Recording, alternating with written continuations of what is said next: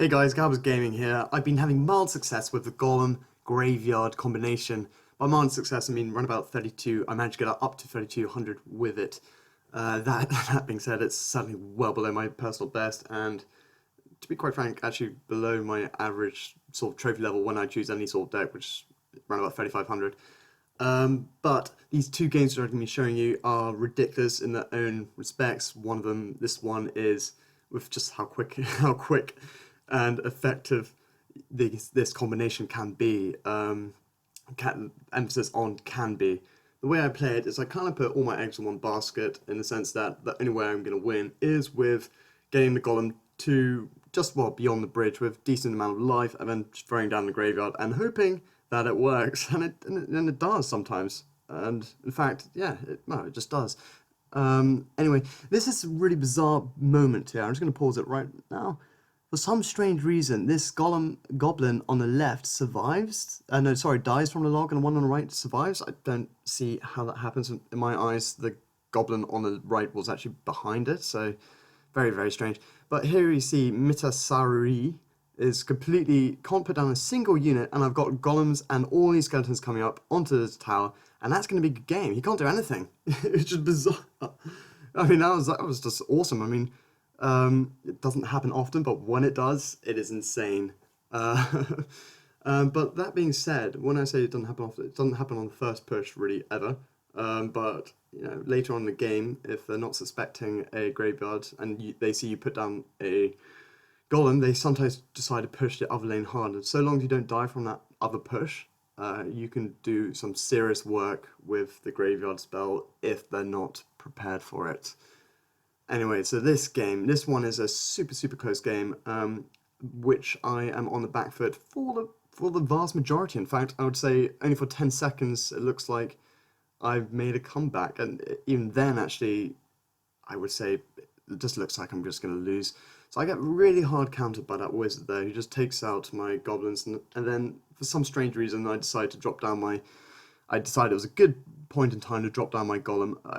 Yeah, that's probably not the right thing. Normally I think, yeah, don't worry, I can use a tower, whatever.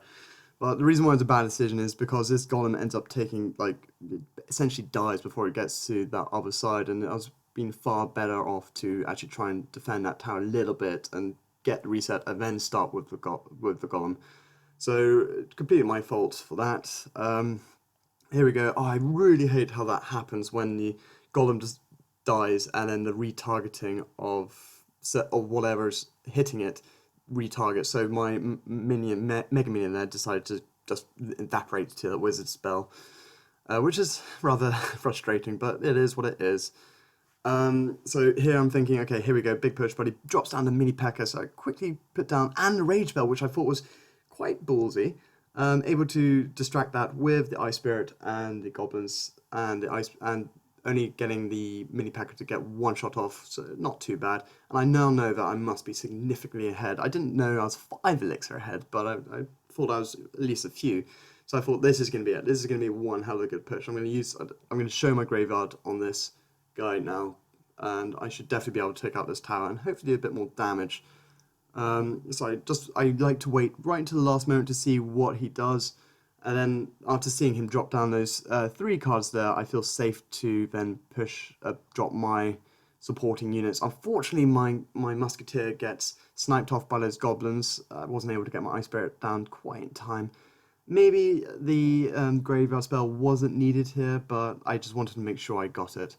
Anyway, but it did lead to the opponent dropping down a few more troops than I think he wanted. That Ice Wizard there, I really didn't think he needed to do that. So he's now got, the only damage dealer here is Knight, and that's going to die. He's now pushing down the left-hand side. I accept I'm going to lose that. I just need to make sure that I don't lose my King Tower, so I drop down these troops just to take care of it. I give him a well play because I thought there's no way in hell that I'm going to win this game. And then, but I look up and I see, hey, my golem is full health. Let's just give it a go. So I drop down my graveyard spell and just start doing damage. Got 6 seconds left, and look at this. That wizard won me the game through attacking that golem, because that exploding damage is what made me win that game, which is ridiculous. Thank you very much. I suppose if this Utnuken was able to see the replay, I think he would agree with me that if he hadn't put down a wizard at all, he would have won that game, which is a bit unfortunate. But yeah, that's it. So the games that I've been winning, kind of, I've been holding back, basically holding back, and just making sure I'm a little bit ahead of Elixir, and then dropping the Golem, and hoping it gets the other side with decent health, and then dropping down the Graveyard when I see the opponent has used majority of his Elixir or put down troops, which are then targeting the Golem, allowing the skeletons to do some serious work.